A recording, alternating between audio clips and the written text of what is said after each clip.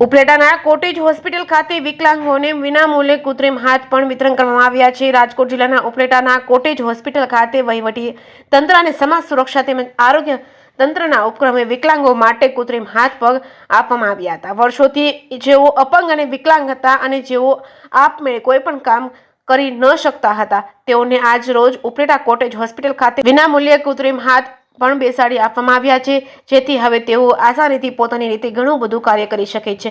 અન્ય કામકાજમાં પણ તેઓને આ કૃત્રિમ હાથ પણ ફાયદાકારક થશે। સેવાકીય પ્રવૃત્તિ અને અનેક નવી રીતે જીવન મળતા તમામ લાભાર્થીઓ ખૂબ ખુશ જોવા મળ્યા હતા। જે કેસી ગુજરાતી સાથે અર્શી આહિર ઉપલેટા।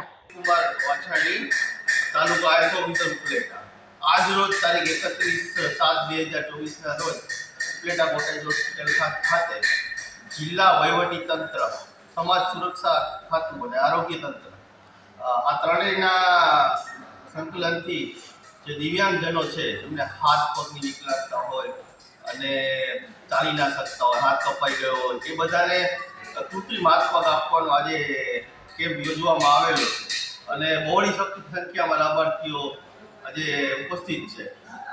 આ સાથે હું તમામ જનતાને અપીલ કરું છું કે જે કોઈ પણ કૃત્રિમ હાથ પગની જરૂરિયાતવાળા દર્દીઓ હોય તે આનો લાભ અવશ્ય લે। મારું નામ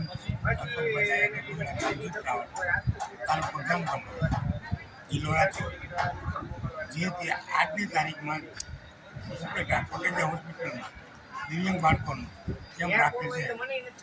અમને સંતોષકારક જોબ મળે છે અને સંતોષ થાય છે અને દિવ્યાંગ બાળકોને સારી સેવા કરે છે ગુજરાત સરકાર। તે બદલ બધાનો આભાર માનું છું। આજરોજ શું તમને આપે છે? આજરોજ પગને જે કોઈ તકલીફ પગના મોજા, લાકડી, ટેકી, ગેડી, સાયકલ જે વસ્તુ આપે છે કામ બહુ સરસ છે।